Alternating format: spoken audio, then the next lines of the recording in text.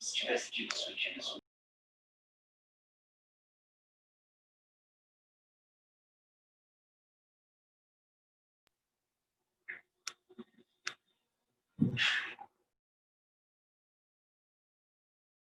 E hoje que você vai ouvir.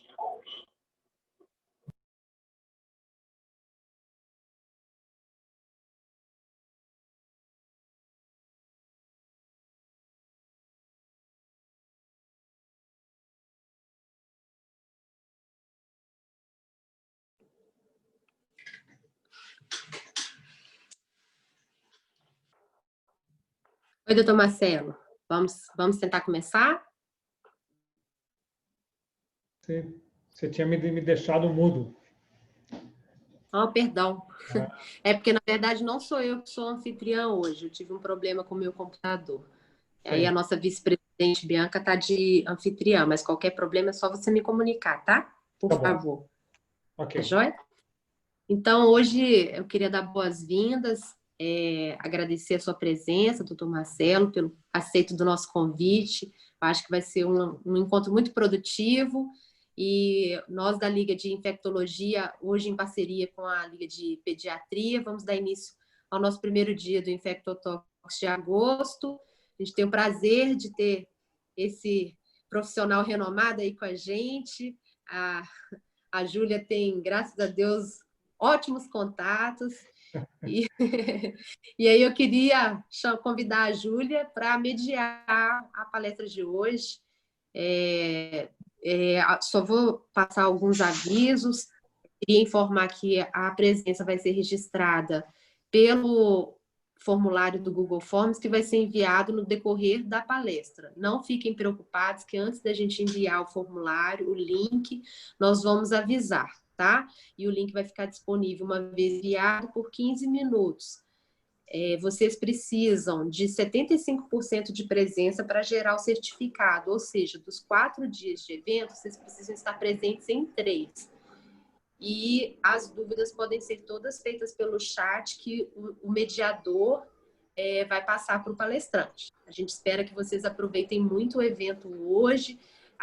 O objetivo é gerar interação e que seja muito produtivo. Desde já, muito obrigada e bom encontro para todo mundo. Doutor Marcelo, se você precisar, estou à disposição. Ok, obrigado. Júlia, com você. Obrigada, Yara. Gente, boa noite. Bem-vindo a todos.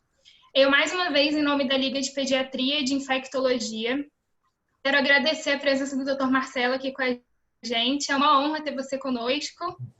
Eu vou fazer uma breve apresentação do seu currículo e já te passo a palavra.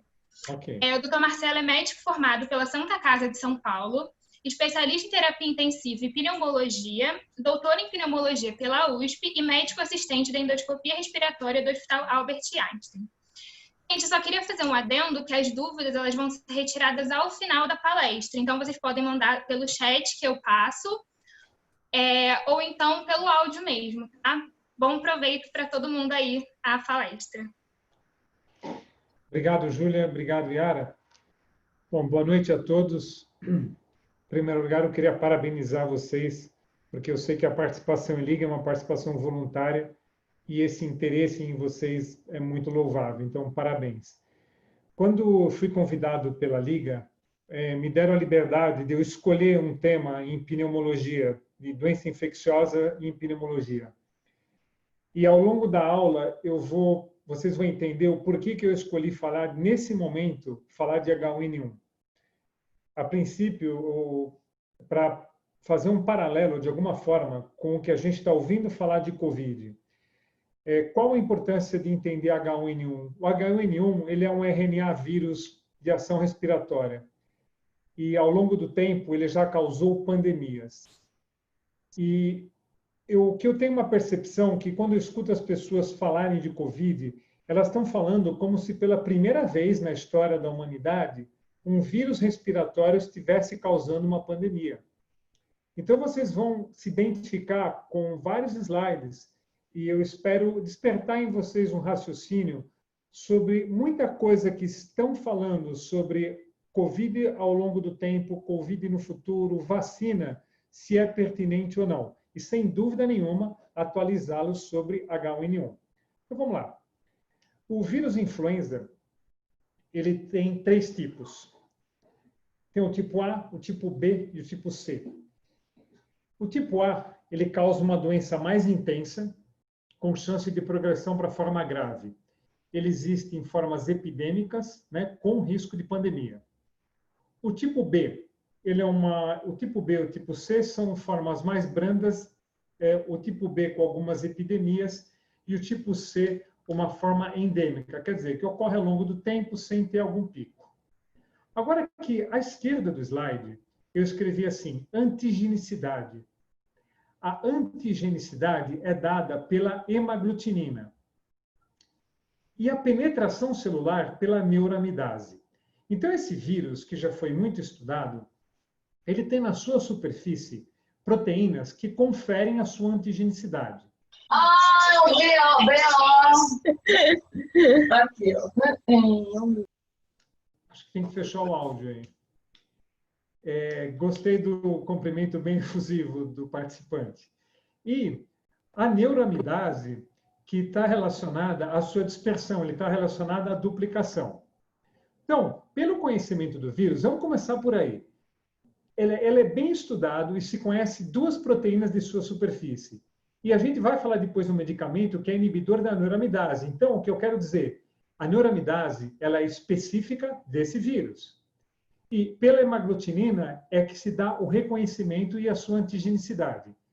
Então, comparando os diversos tipos de influenza, eu encontrei essa tabela que também compara com outros vírus. Então, eu coloquei aqui o HN1 com outros, com HN7, com H7N9 e com o SARS-CoV. Então, em relação ao SARS-CoV, o Covid-19, a mortalidade é de 5,8%. Enquanto que do H1N1, que a gente já viveu uma pandemia há 11 anos atrás, é de 0,02 a 0,4, ou seja, é bem menor, 15 a 20 vezes menor.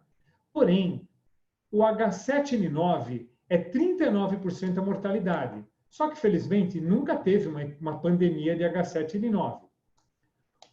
O SARS-CoV e o MERS-CoV, que já ocorreram em outros anos, a mortalidade era maior do que o Covid-19.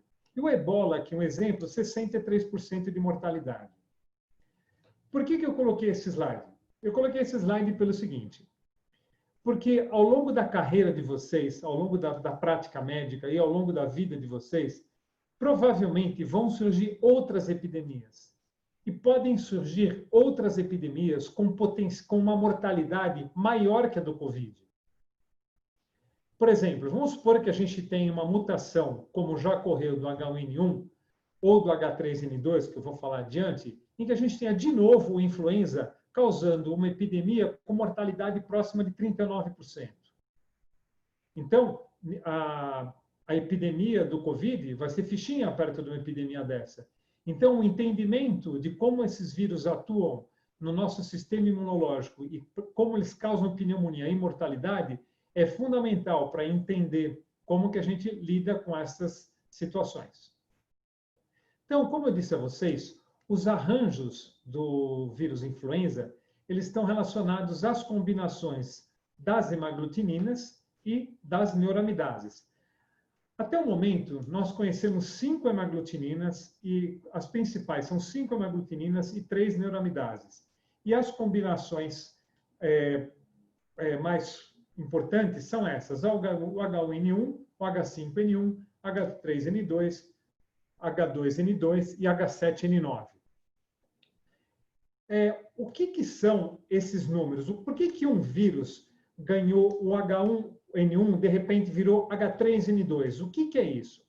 Então, existe um conceito que é muito importante que vocês conheçam, que é o conceito de shift. é uma mudança genética por um rearranjo de tal forma nas glicoproteínas de superfície, ele é tão intenso que é como se o teu sistema imunológico deixa de reconhecê-lo. Então, ele passa a surpreender novamente o teu organismo, sendo que você não tem uma reserva, um reconhecimento daquele organismo como algo perigoso e que já tenha uma imunidade celular ou um humoral de memória. Então, quando ocorre um shift, é o grande perigo, porque se ocorre um shift, ele pega toda a população desprevenida. Então, esse shift ele ocorre tanto na hemaglutinina quanto na neuraminidase, e eles são responsáveis pelas epidemias. Agora, existe um outro conceito que são... Então, eu vou dar alguns exemplos para vocês, antes de falar dos drifts. Exemplo, em 1918, o influenza A sofreu uma mutação simultânea da hemaglutinina e neuraminidase, surgindo o H1N1. Então, ele surge em 1918, causando a gripe espanhola. Ele não é extinto e depois ele vai para uma forma endêmica. Depois de quase 40 anos, ele muda para H2N2 e causa uma pequena pandemia. Em 68, o H2N2 mudou para H3N2, causando uma pandemia menor. Em 1977, houve uma outra mudança do H1N1 e desde então esses dois vírus circulam. Bom, então esses vírus sempre existiram, o H1N1 está circulando desde 1918, e como é que ele foi reaparecer no ano de 2009? Ele reapareceu por uma coisa que se chama drifts, que são alterações pontuais no rearranjo do RNA que conferem a ele uma outra antigenicidade. Então, essas variações, eles vão gerar outros surtos porque causam oscilações na antigenicidade. Quer dizer, o mesmo vírus sofre uma pequena variação. Eu vou agora tentar traçar com vocês um paralelo com o coronavírus para vocês entenderem o que tem se falado dele em relação ao seu surgimento e o que pode ocorrer com ele no futuro. Então, vamos voltar para a ideia do shift. O coronavírus, ele é um shift, ele é uma mudança importante que ocorreu num outro coronavírus, de forma que ele se torna surpreendente para o teu sistema imunológico. Aí já existe um monte de gente especulando que o vírus está mudando, que em tal lugar ele causou um perfil de doença diferente. Muito bem, é claro, o vírus ao longo do tempo, conforme ele vai infectando os humanos e o tempo vai passando, ele vai tendo drifts, ele vai sofrendo pequenas oscilações. Essas pequenas oscilações fazem ele mudar a sua antigenicidade. Raciocinem sobre a questão também da vacina, né? Por que se vacina todo ano para H1N1? Se o vírus é o mesmo, né? Se o vírus é o mesmo desde 1918, por que todo ano se faz uma vacina nova com as cepas do último ano? Porque o vírus sofreu pequenas variações e, devido a essas pequenas variações, você precisa ser revacinado. Para quê? Para fazer uma correção em relação a isso. Então, que fique esse conceito. O shift é relacionado a uma característica muito marcante da proteína neuraminidase e hemaglutinina que reveste o vírus. E os drifts são pequenas flutuações no polimorfismo genético desse vírus que vão fazer com que ele mude um pouco suas características. Eu vou dar um outro exemplo para vocês do que é drift. Cientistas, na revista Science, eu li uma matéria que eles conseguiram fazer um estudo em camundongos, infectando eles com o vírus H1N1 de 1918 e também comparando como seria uma infecção com o vírus de 2009. A possibilidade de produzir cópia viral dentro do pulmão foi 39 mil vezes maior quando eles colocaram a antigenicidade de 1918. Quer dizer, por isso que o H1N1 de 1918, além de todas as condições de medicina e de ciência da época, que eram muito piores, muito ruins, ela matou muito mais gente, não foi só por causa da falta de tratamento e controle, porque a antigenicidade daquele H1N1 era muito maior do que o nosso 2009, que causou um estrago. Então, voltando a falar sobre o que deve acontecer ao longo do tempo. A gente não consegue erradicar esses vírus, surgem novos vírus devido à necessidade de proteína animal para alimentar a população mundial, que cresce cada vez mais, e são muitas vezes nesses criadores, na interação entre o homem e a criação, que você vai ter drifts virais ou shifts virais. Então, é uma ameaça constante. Então, a gente também pode ter, daqui a 2 anos, a gente pode estar falando de um HN1 que, de novo, tem mais antigenicidade que o de 2009. Então, shifts e drifts são a base das pandemias que surgem relacionadas ao influenza. A transmissão do vírus é por droplets maiores que 5 microns, né, que são dispersos quando você fala, geração de aerosóis, toque em superfícies contaminadas por droplets, e o período de incubação do vírus, ele varia, em média é de 2 dias. O período de transmissibilidade varia.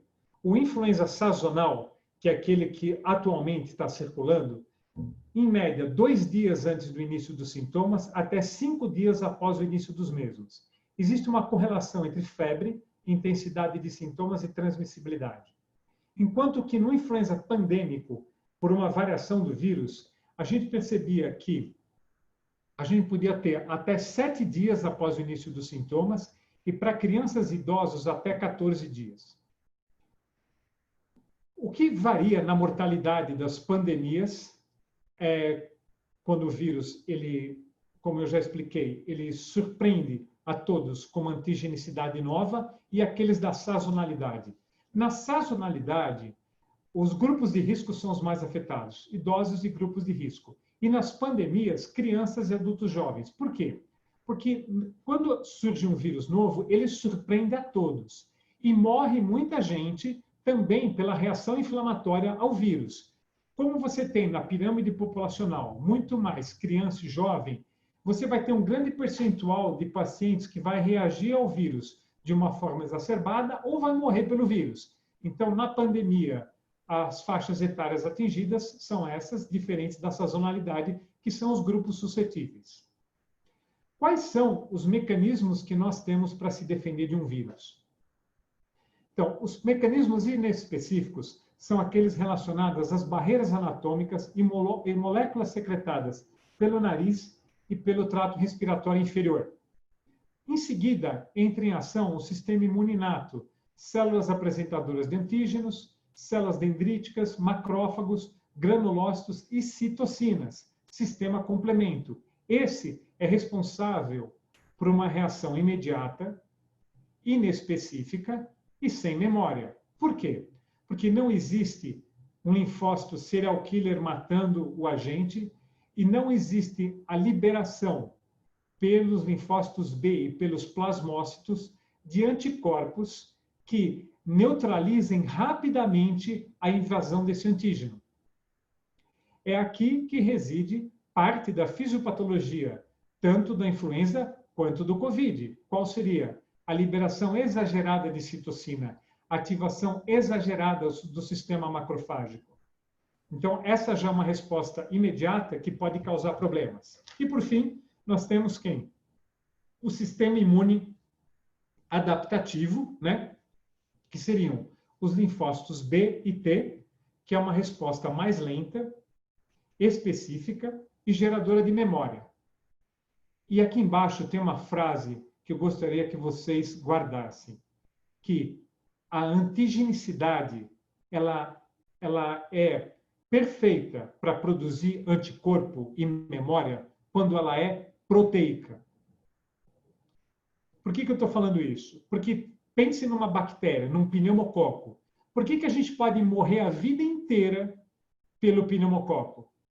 Porque o pneumococo tem uma cápsula de polissacarídeo em volta dele, assim como outras bactérias o têm. Então, quando a bactéria, por exemplo, se esconde numa cápsula de polissacarídeo, o polissacarídeo não é um antígeno que produz a imunidade adaptativa, enquanto que os antígenos proteicos produzem.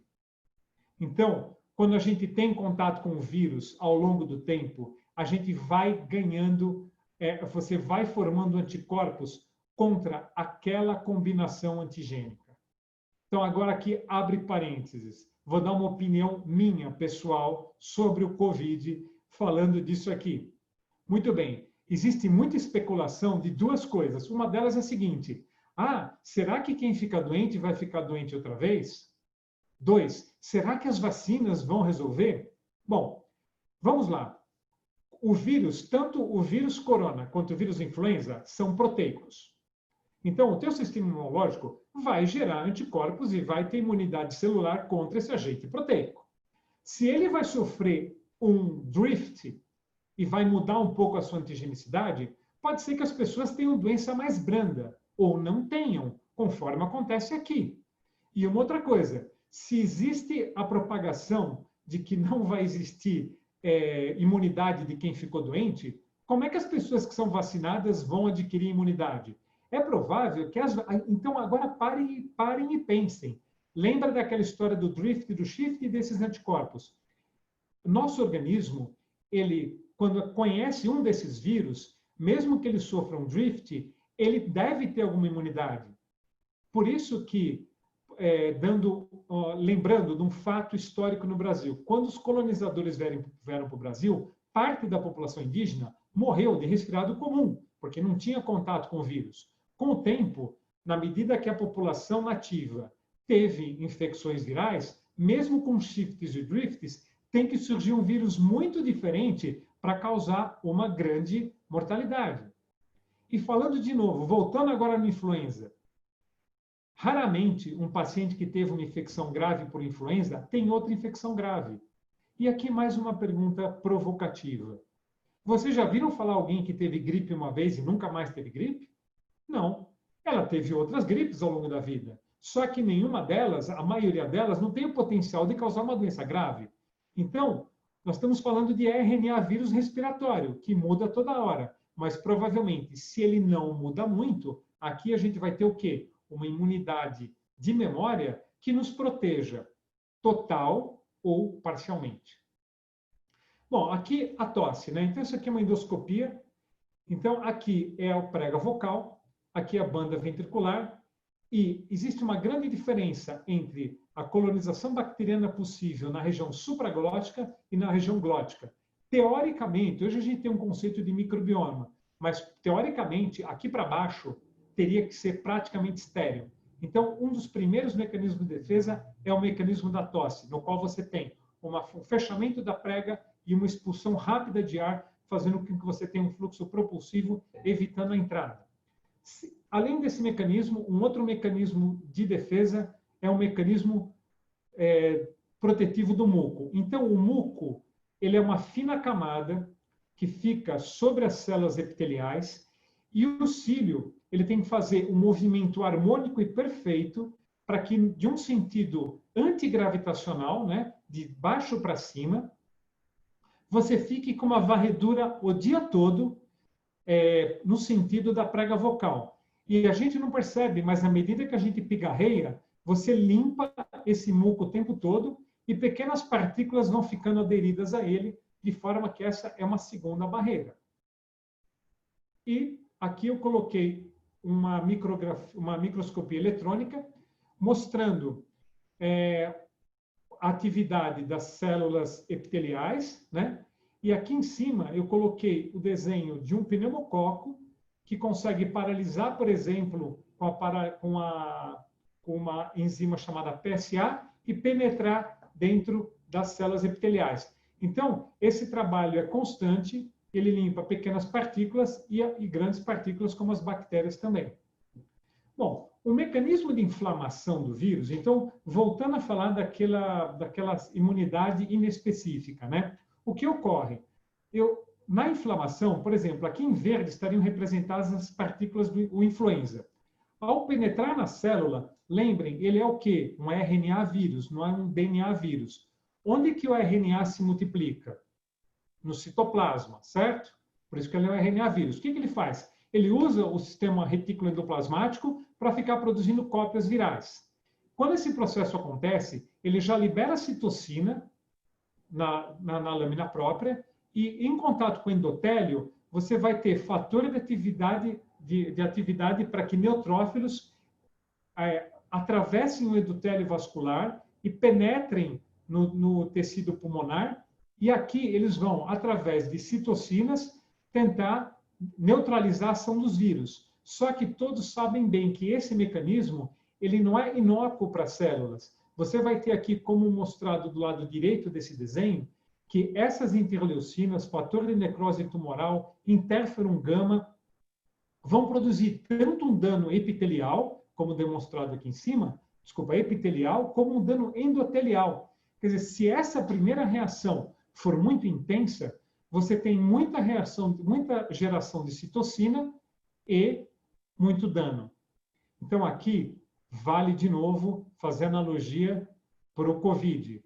Quantas vezes vocês estão ouvindo falar que a inibir interleucina e corticoide pode ter um efeito benéfico no curso da doença? Por quê? Porque você estaria inibindo a ação intensa ou inapropriada dessas citocinas, causando lesão endotelial e lesão epitelial.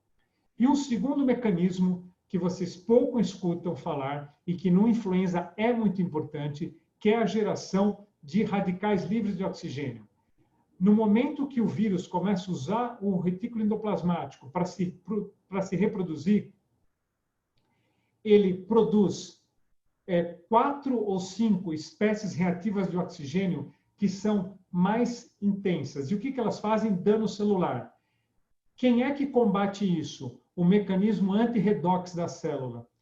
Então, os 3 principais mecanismos anti-redox da célula são a glutationa, a vitamina C e a ureia. São 3 tamponantes desses radicais livres de oxigênio. E aí vocês começam a escutar, e vocês sabem de toda a parte de medicina ortomolecular que propõe que determinadas dietas ou suplementos de vitamina podem ter um efeito positivo numa primeira linha de defesa contra vírus. Então, isso é possível. Uma alimentação adequada e um bom mecanismo redox deve ajudar. Embora a gente não tenha estudos mostrando que você consumir grandes quantidades de acetilcisteína, que formam glutationa, ou vitamina C, vão ajudar em estudos controlados que mostrem isso. Mas, em tese, esses mecanismos anti-redox também são importantes.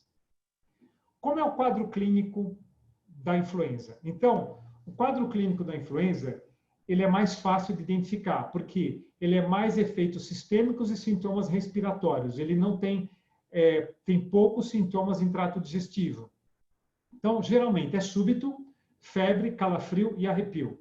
A febre é importante porque ela aparece aqui, porque é o principal modo de vocês diferenciarem de resfriado comum, pela persistência dessa febre e pela intensidade.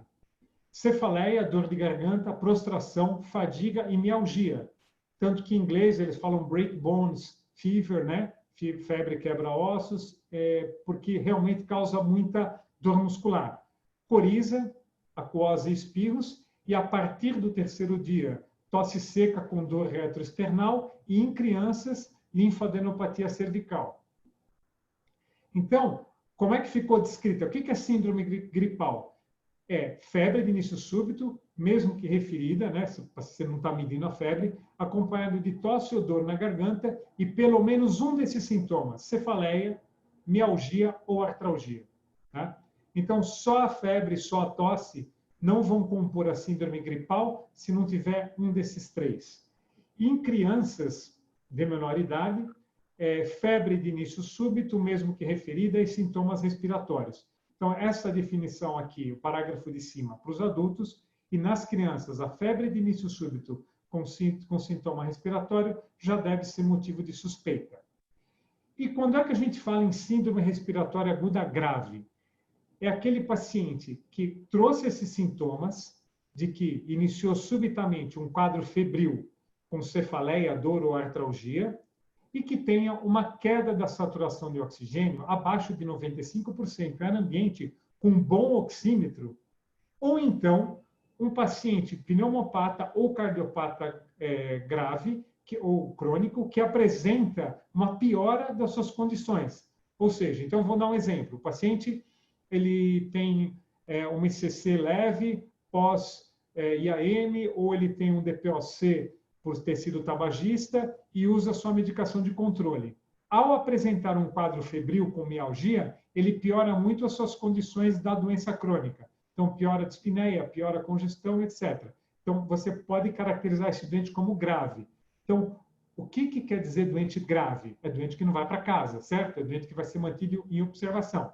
E na criança, além desses sintomas do aparecimento súbito da febre e do quadro de tosse, são sinais de insuficiência respiratória. Batimento de asa de nariz, cianose, tiragem intercostal e também inapetência.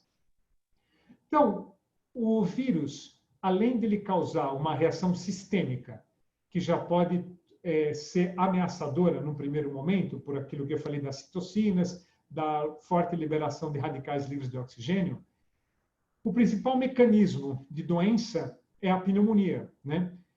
É uma pneumonia dita primária, quando a pneumonia é aquela causada pelo vírus propriamente dito.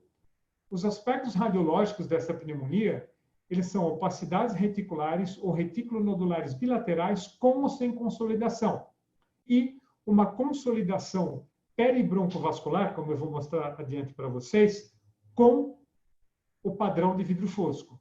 Então, esse aqui é um excelente exemplo de um quadro de uma pneumonia primária, sem complicação, na qual vocês veem muito pouco no raio-x de tórax, normal. Aqui a gente tem um borramento da silhueta cardíaca, tem alguma opacidade reticular no raio-x, mas é na tomografia que vocês vão ver, especialmente nos lobos inferiores, essa distribuição heterogênea, difusa, mais ao longo do eixo broncovascular, no padrão vidro fosco.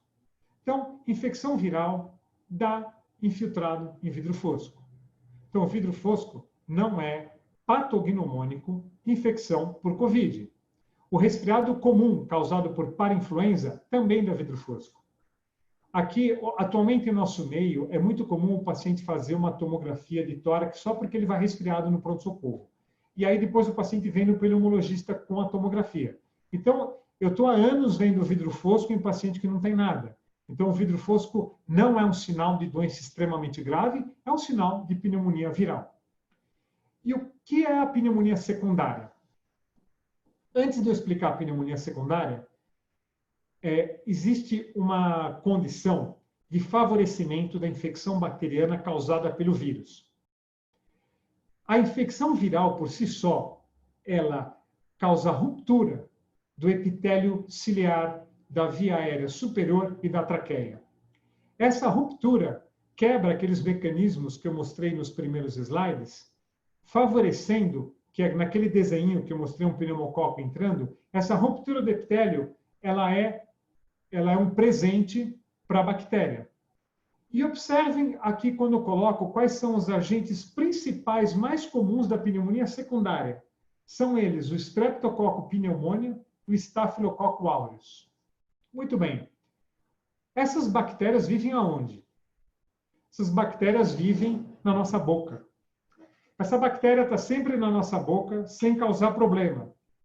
De repente, você tem uma infecção por influenza, e essas bactérias passam a ser patogênicas. Elas conseguem adentrar o trato respiratório inferior e causar pneumonia. E menos comumente a gente tem a Pseudomonas, o Haemophilus, Klebsiella, a Moraxella e a Escherichia coli. Como é o padrão agora? Agora é um padrão misto.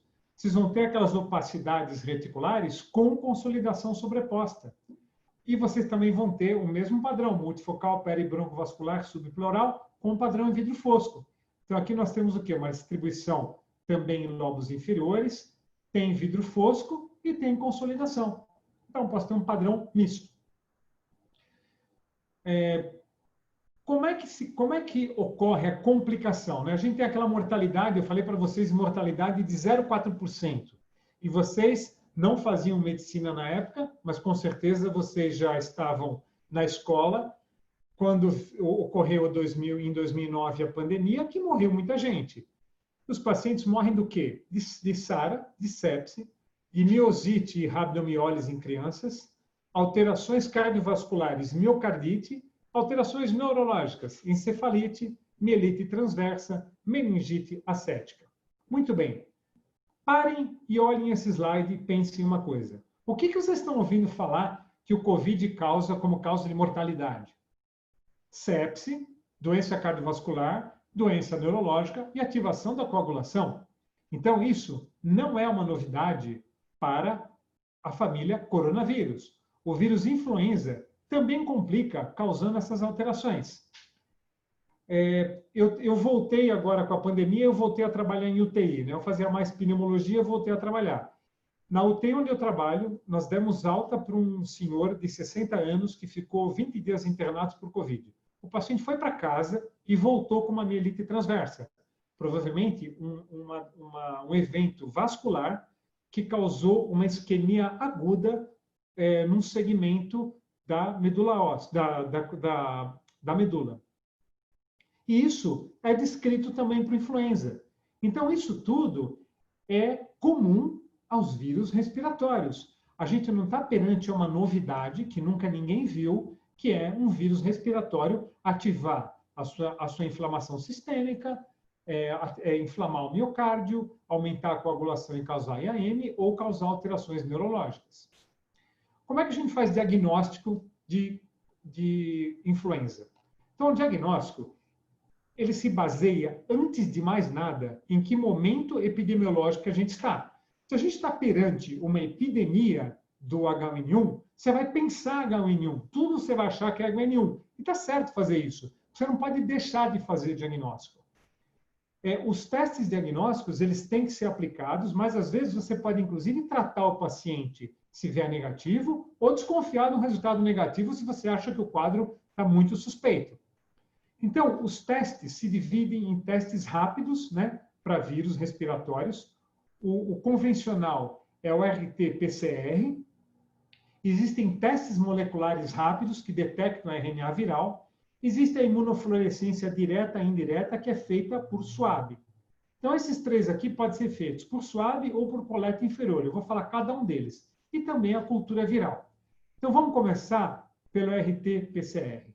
Então, o RT-PCR convencional, que é o mesmo que está sendo feito para o COVID, ele diferencia a influenza A de B e subtipifica o influenza A. Então, ele pode falar, é um influenza H1N1.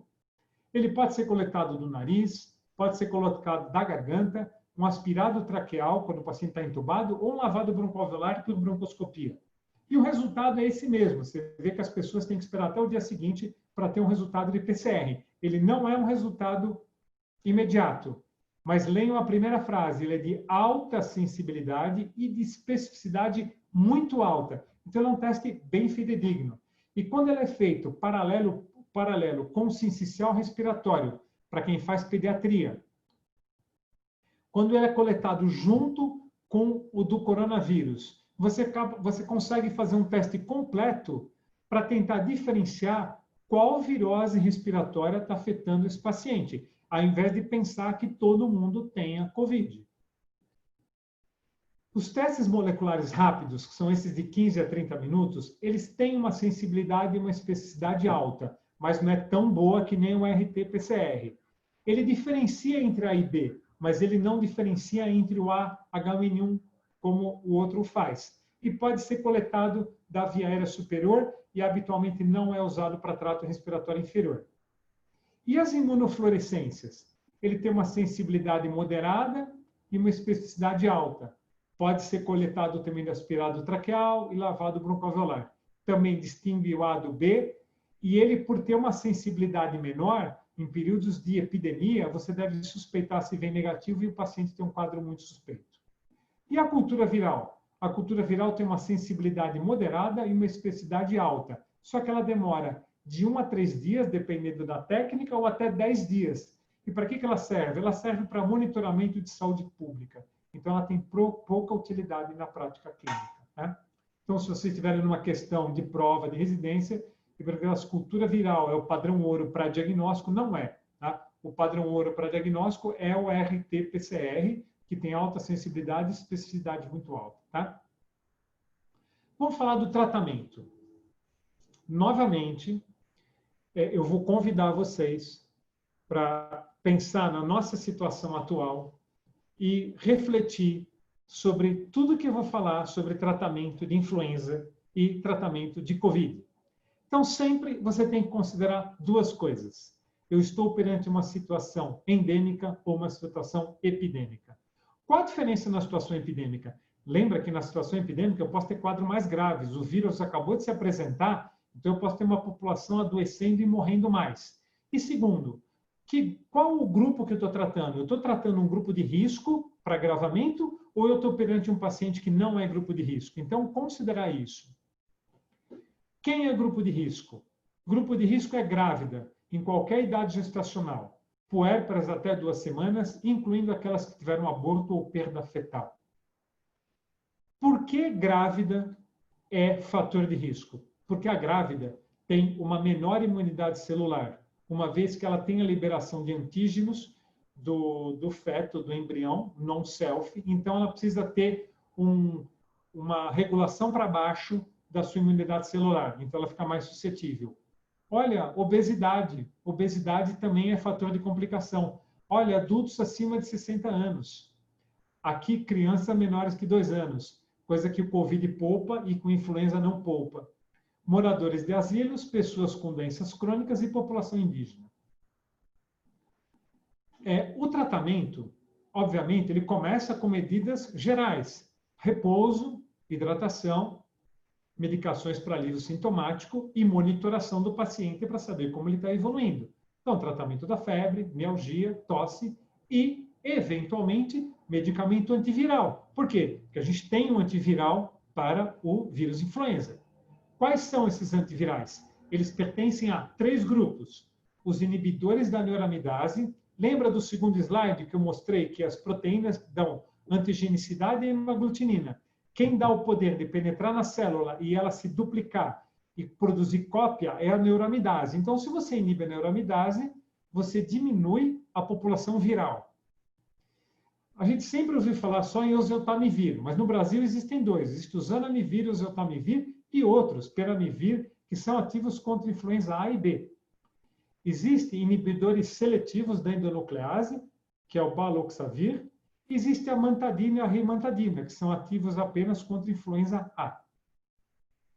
Por que todos esses antivirais se desenvolveram? Todos eles se desenvolveram ao longo de décadas. Quando eu citei aquelas epidemias para vocês, eu citei a epidemia da década de 70, na qual a farmacologia já era desenvolvida, a pesquisa clínica era muito ativa. Então, ao longo de décadas, a ciência vem desenvolvendo antivirais altamente específicos. Só que o que a gente já sabe, que esses antivirais reduzem em 37% apenas o risco de complicações pulmonares em pacientes tratados em 48 horas com diagnóstico confirmado. Desculpem ser chato. O que vocês abstraem de um slide desse? Quer dizer, mesmo eu encontrando o antiviral perfeito, ele só reduz em 37% as complicações, e desde que eu trate com 48 horas.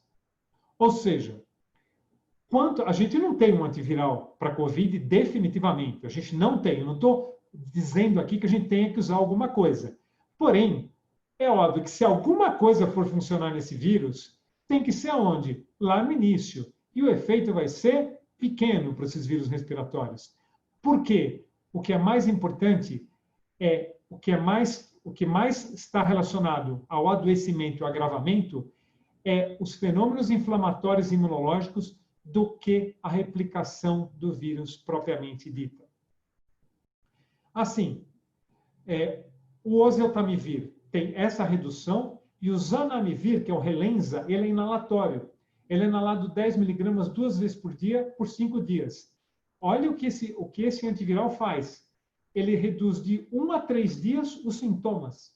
Só isso. Ele só consegue fazer isso reduzindo a replicação. Ele não diminui a chance de agravamento. Então, qual é a conduta na síndrome gripal? Então, deverá receber antivirais preferencialmente nas 48 horas iniciais, sem a necessidade de aguardar a confirmação laboratorial, pacientes nas seguintes situações: indivíduos do grupo de risco, residentes em locais de circulação do vírus influenza H1N1. Então, pode ser profissionais de saúde, pessoas que trabalham no asilo, e há critério médico. Agora, um detalhe. Lembra que eu falei para vocês? Eu estou falando de uma situação endêmica, hoje, 2020. Vamos supor que em 2022, um H3N2 saia com tudo, com uma taxa de mortalidade alta. Óbvio que vocês vão mudar o critério clínico e a gente vai indicar muito mais usar inibidor de neuroamidase do que a gente está indicando agora. E a via inalatória tem um outro problema.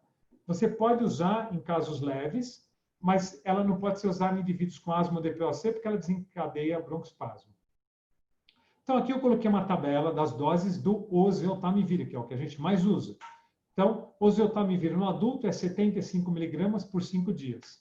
E na quimioprofilaxia é 75 mg uma vez por dia por 10 dias. Aqui tem as tabelas das doses para crianças, que são reduzidas, mas sempre dentro dessa lógica. 2 vezes por dia para tratamento, 5 dias, e na profilaxia, 10 dias. Então, qual é a conduta, além do oseltamivir, quando o paciente se apresenta de forma grave? Então, na forma grave, você já entra com oseltamivir, só existe via oral. E na possibilidade de coleta, você tem que coletar da onde você puder coletar. Se o paciente já está entubado, colhe da secreção traqueal. E dá todo o suporte de UTI para o paciente. Intubação, ventilação com estratégia protetiva, recrutamento pulmonar com PIP, otimização de drogas vasoativas, especialmente noradrenalina, que é o que se faz numa boa prática de terapia intensiva. E para quem a gente faz quimioprofilaxia? Já entrando na área de prevenção, antes de falar de vacina.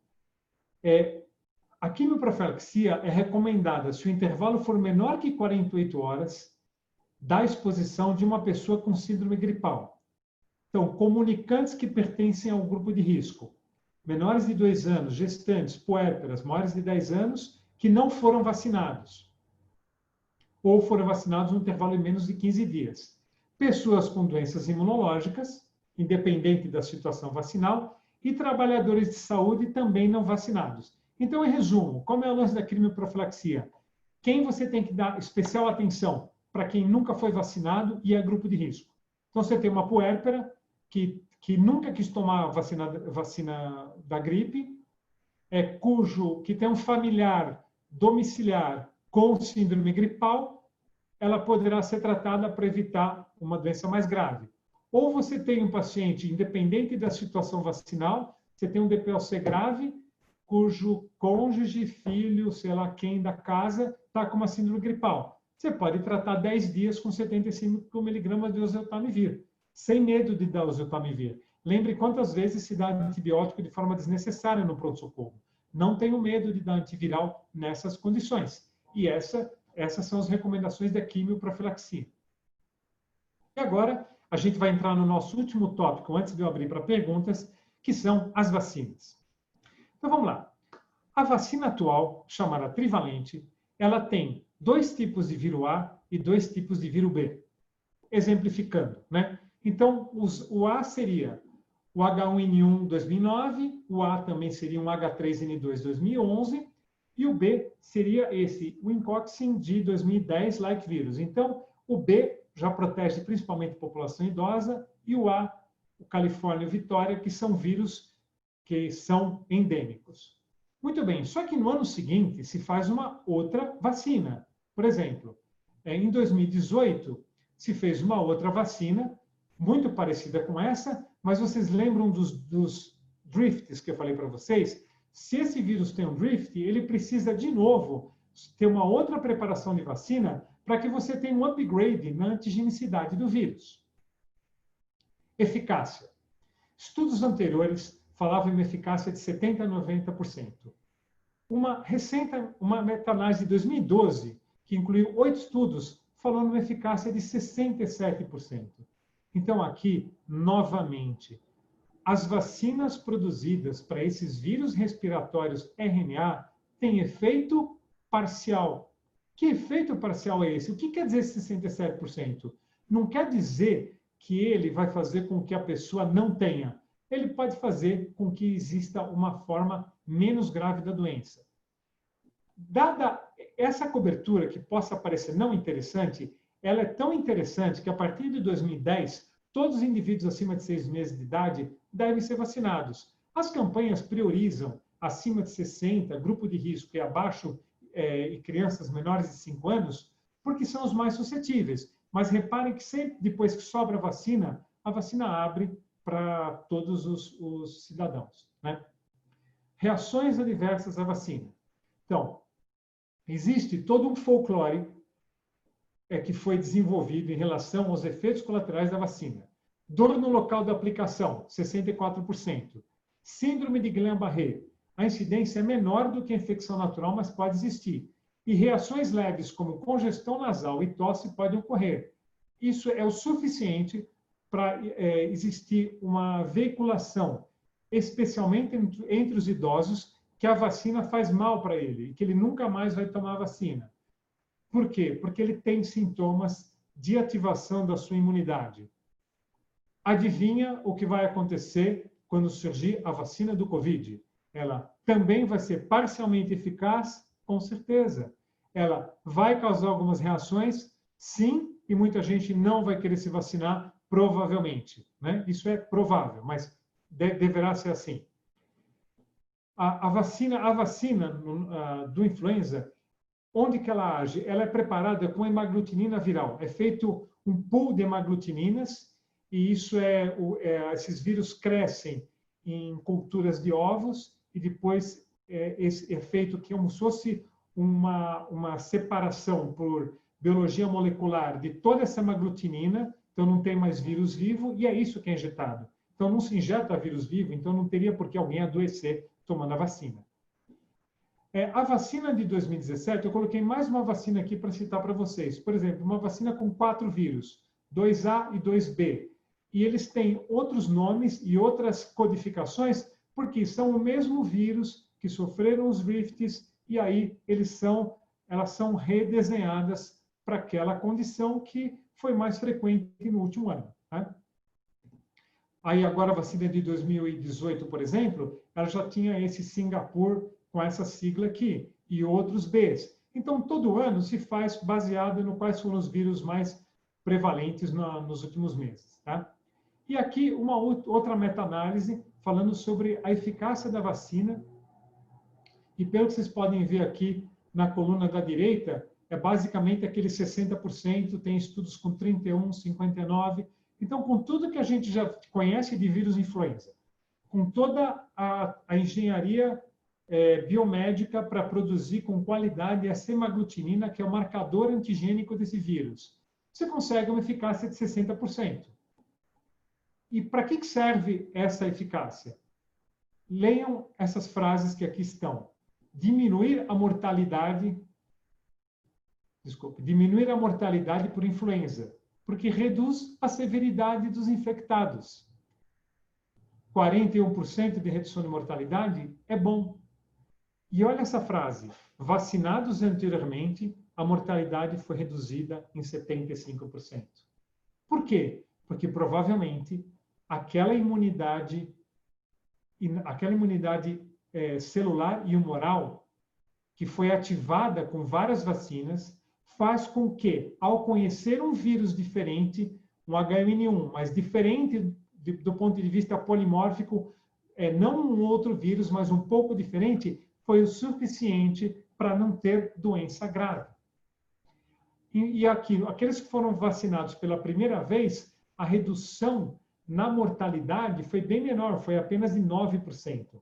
Então, aí deu para entender qual a importância de se vacinar todo ano, e provavelmente, quando surgir um monte de vacina de coronavírus, com diferentes combinações antigênicas, ou com agregação com proteína para dar uma sinalização maior, provavelmente a gente vai utilizar mais de uma vacina, com o objetivo de estimular muito o teu sistema humoral, para que ele tenha a chance de reconhecer e não deixar ficar doente ou causar uma doença mais branda, como a gente vê aqui no vírus influenza. Reações adversas, eu já falei para vocês. Contraindicações são o paciente teve uma reação alérgica severa a vacinações anteriores. Relato de alergia ao ovo é uma contraindicação apenas para a vacina de vírus vivo atenuado intranasal. E a quantidade de proteína de ovo presente nas vacinas inativadas é mínima. Então, só um paciente que tiver uma reação alérgica severa a uma outra vacina ou tiver alguma reação sistêmica, não aquele paciente que fala, eu como ovo, eu passo mal, então eu não devo tomar vacina. Não, os pacientes devem tomar vacina, mesmo que eles tenham esse relato, exceto que uma outra vacina causou alguma reação.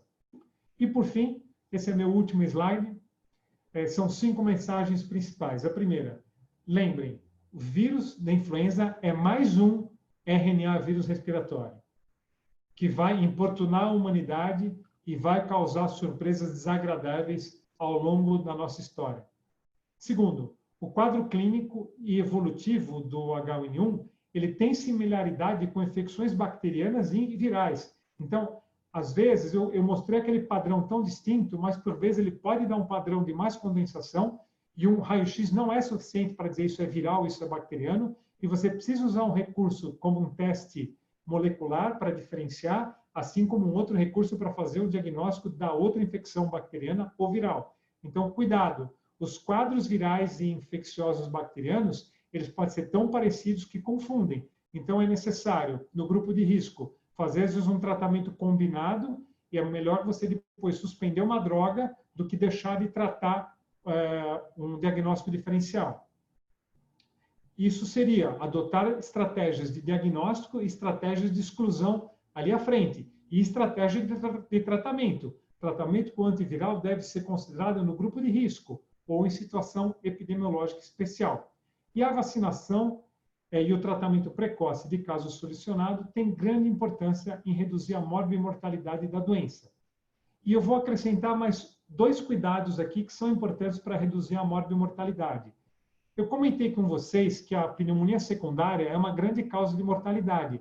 Então, a vacinação contra pneumococo, que são 2 vacinas, uma vacina é a pneumococo 23 polissacarídica e a vacina conjugada, que é a Prevenar 13 ou a 10 que existe nos postos, elas são importantíssimas na infância para prevenir quadros mais graves de meningite e depois dos 50 anos para prevenir pneumonia. E se previne pneumonia, também previne infecção secundária. Então, essas são as mensagens principais. Eu espero que eu tenha conseguido atualizar vocês um pouco sobre o H1N1, que a gente tem falado pouco dele, apesar que ele está aqui embutido no meio das infecções que a gente está tratando no pronto-socorro, na UTI e mesmo nos consultórios. E a gente agora tem um tempo, né, para responder perguntas e interagir com vocês. Falei 1 hora, era o combinado. Marcelo, muito obrigada, foi excelente. Eu tenho uma dúvida aqui, você prefere que eu leia ou... Pode ler. É da Isabela Santana. H1N1 pode evoluir com pneumonia comunitária? Se sim, qual é a melhor associação de antibiótico com o oseltamivir? Bom, não faz parte, quando a gente fala em pneumonia comunitária, a gente está falando em infecções mais frequentes na comunidade. E aqui, o diagnóstico de H1N1 é um diagnóstico diferencial. Então, o que você entende com pneumonia comunitária? Você tem um paciente que não adquiriu essa pneumonia no ambiente hospitalar, ele não é um paciente internado em nenhuma instituição, e que também, nas últimas semanas, não teve nenhuma internação que pudesse colonizá-lo com flora hospitalar. Além de ser comunitário, a pneumonia adquirida na comunidade, ela também se ramifica em quadros leves e graves. Não é porque uma pneumonia ela é adquirida na comunidade que ela não possa ter a necessidade de internação para tratamento da pneumonia comunitária grave. Então, Se você recebe um paciente que não tem essa condição de colonização por hospital, que está com um quadro pneumônico, o tratamento vai ser o algoritmo de tratamento da pneumonia comunitária, certo? A depender da faixa etária e da flora que você estiver considerando. E varia um pouco de país para país. Alguns países dão preferência a iniciar com um macrolídeo e outros com beta-lactâmico.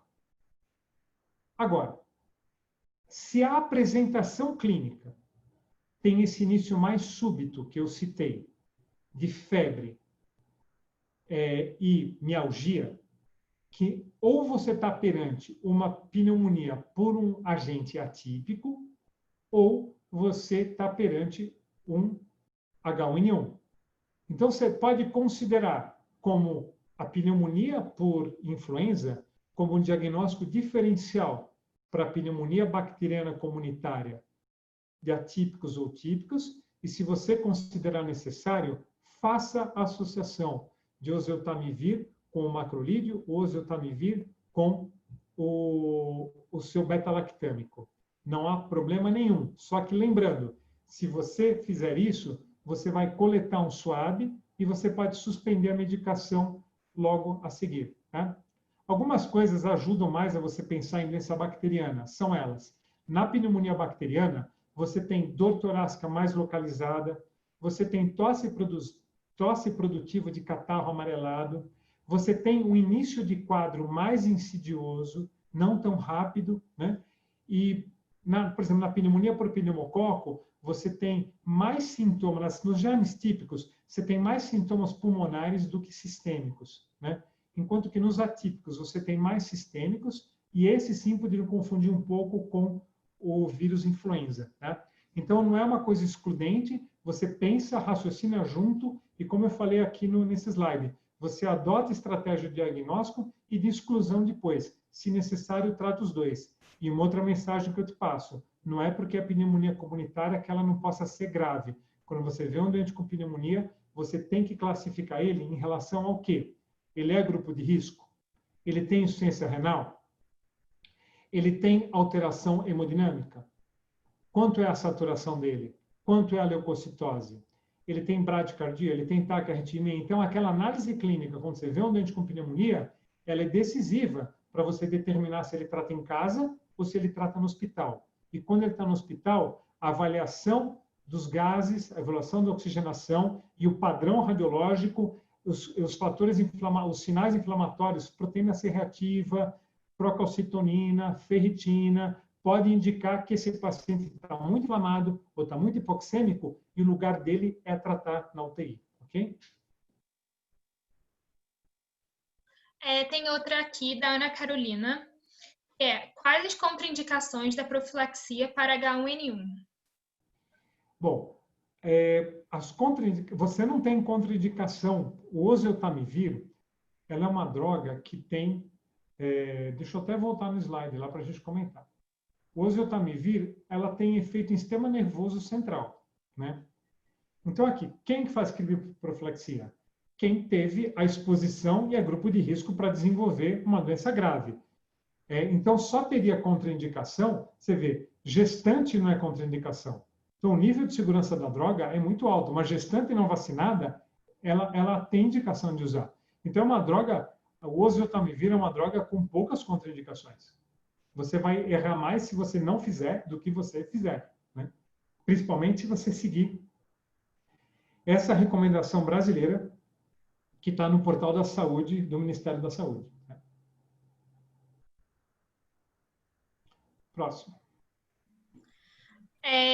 O H2N3 tem manifestações clínicas semelhantes da H1N1 e se o tempo de tratamento é semelhante, caso... Sim. O H3N2, e assim como o que muda nos vírus, dentro de um mesmo vírus, como eu falei tanto sobre aquelas pequenas variações e das grandes variações, a forma como o vírus invade e ele se multiplica, ela é semelhante. Porém, a gente pode ter um H3N2 muito mais virulento daqui a algum tempo.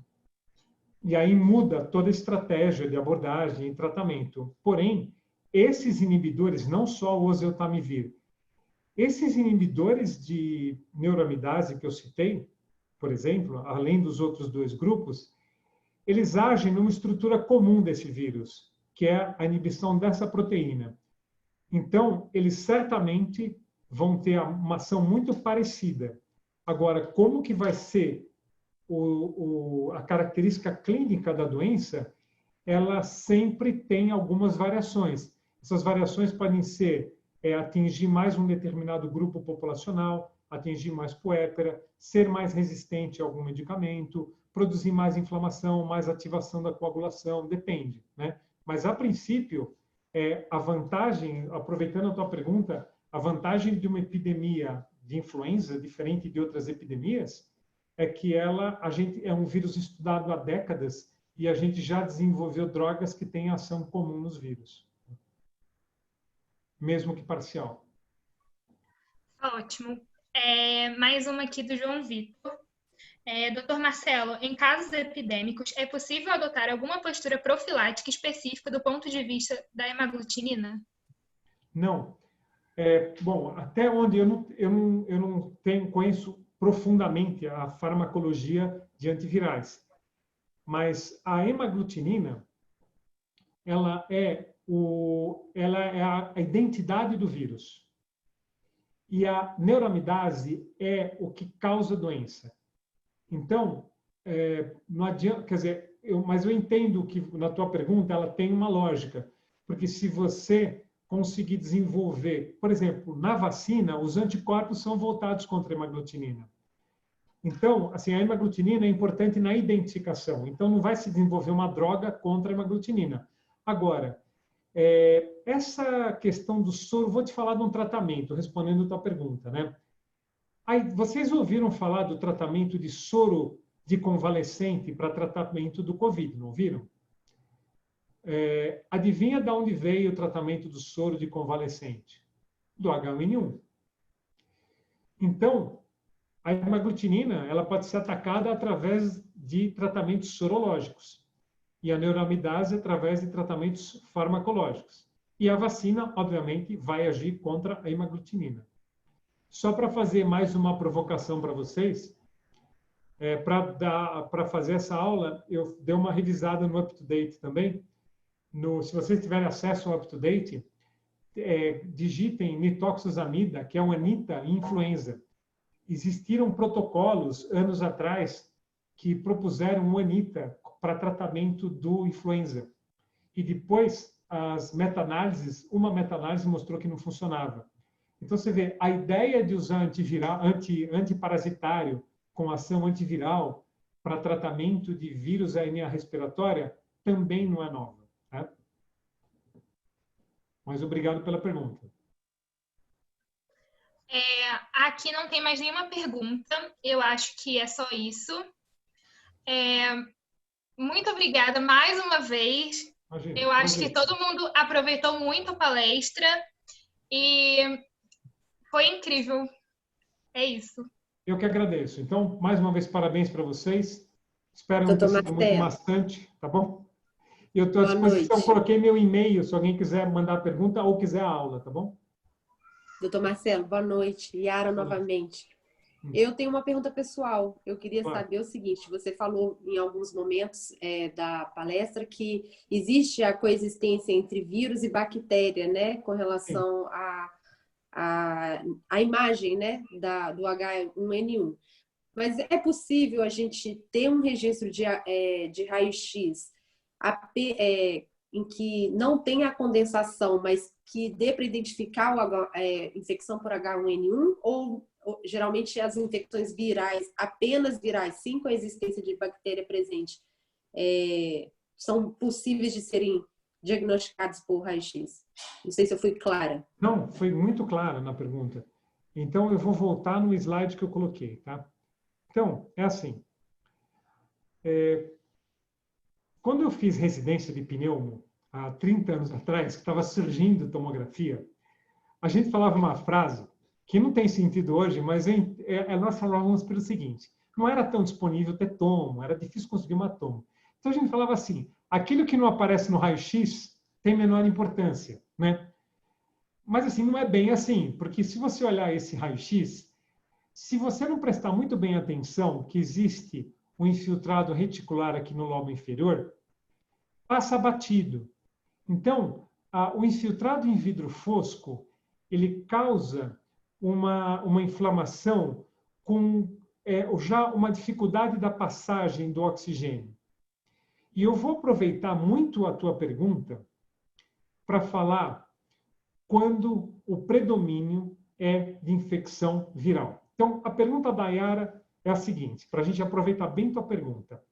A tua pergunta é assim, bom, eu posso dizer que se eu tenho um raio-x normal, eu não tenho condensação, eu estou perante de uma condição de menor gravidade? Bom, a primeira coisa que eu vou te falar é, provavelmente não tem infecção secundária, porque se tivesse, você ia ver uma condensação ali no raio-x.